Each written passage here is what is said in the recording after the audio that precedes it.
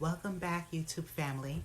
Before I begin this news story, remember to hit the notification button, like and subscribe to my channel to view relevant content. I hope everyone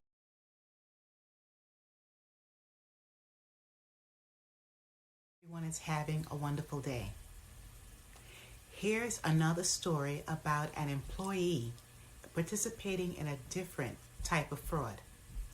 A former food service director, 66-year-old Vera Liddell, is charged with embezzling $1.5 million worth of chicken wings. She stole the chicken wings for over a year and a half while working at the Harvey School District 152 in Chicago.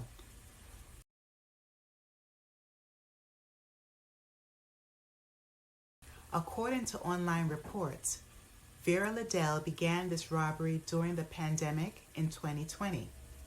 At the time, Vera Liddell was retired from her food service director position, but she was hired again as a food service worker. Vera Liddell created unauthorized purchases for these food orders. During July 2020 throughout July 2022, she was dishonest and crafty to form separate food orders from the Harvey School District's legitimate ones.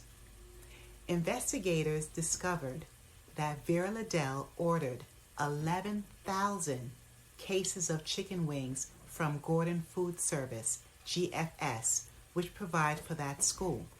She utilized the school district's cargo van to pick up the orders for 2 years, which are still missing. It's an ongoing mystery because the orders of chicken wings were never brought to the Harvey School or provided for any of the students. As we all know, many students around the country and world did not attend in-person classes. However, the students' families were able to make arrangements to pick up these food orders. Finally, during a school audit, Vera Liddell's robberies were uncovered by the district's business manager in January 2022. Here is where she became sloppy and the truth came to light. In quote, there were numerous individual invoices signed by Vera Liddell for massive quantities of chicken wings, an item never served to students because they contain bones, end of quote, by the business manager. Vera Liddell was so selfish, thinking about herself and maybe selling that chicken. It never occurred to her to create the same exact district orders. Midway in the school year, this district business manager found that the school district was $3,000 above their actual budget.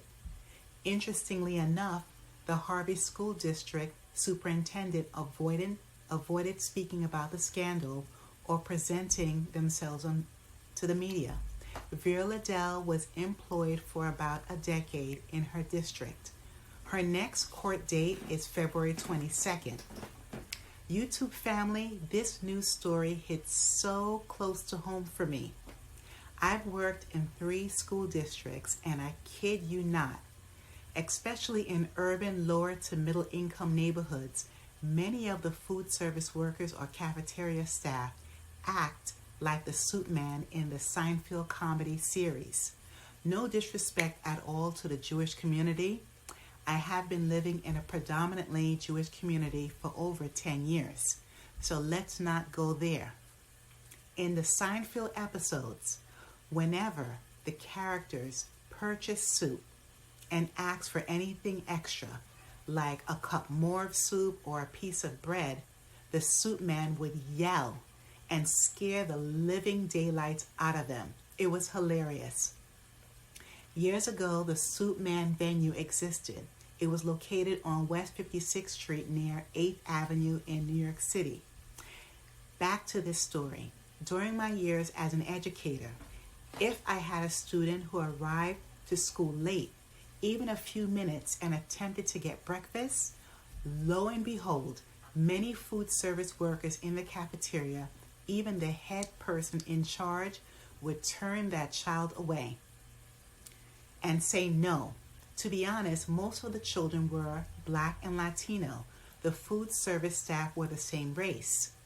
When those children would enter the classroom and tell me they are hungry, God is my witness, I would go downstairs with the child and put on my extra sweet voice to say, can you please give my student breakfast because, one, it is not the child's fault for being late to school.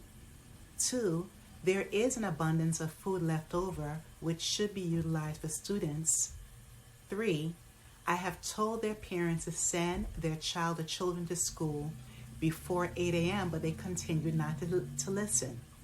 This is another issue because parents must make sure that their babies' stomachs are full. Either you feed them at home or take them to school for breakfast. And four, at first the staff would try to be mean to me, especially when I was a new teacher. I had to coax them like a newborn baby and persuade them to release the food to these children. And five, since I taught with a co-teacher, I was able to make those trips. If I worked alone, it would not have been the same outcome for those hungry students. YouTube family, I had discussions with other teachers who taught in various school districts with the same experience. Too many school food service or cafeteria workers act like the food belongs to them, although it's paid by our tax dollars and provided by the government. Plus, it was a known fact in many impoverished, lower middle income neighborhoods that the cafeteria workers would take loads of food home to their families every day and week. Another fact, a few years ago, when my nephew was in lower elementary school, maybe he was in first or second grade, anytime my nephew would purchase food, my sister noticed something peculiar. YouTube family, the food service workers and cafeteria staff members did not give him his change. Since he was so young and lacked the subtraction skills, he was getting gypped or robbed several times.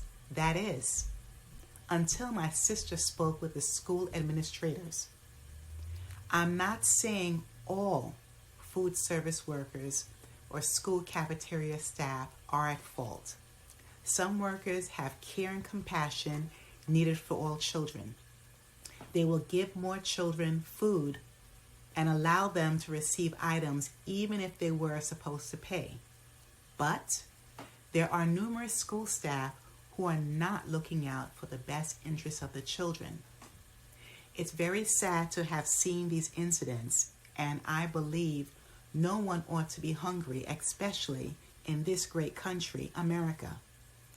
We have multiple venues supplying food, various stores, and food pantries. So no child must ever go hungry, and as adults, we need to have a giving heart.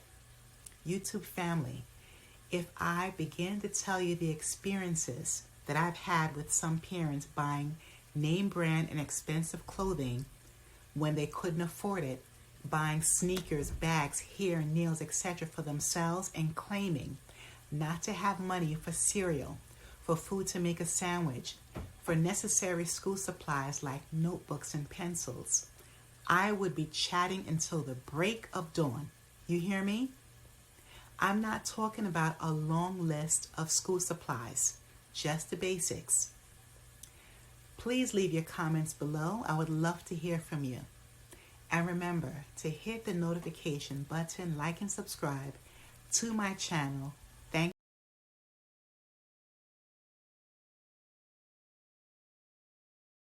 a million, and stay safe wherever you are.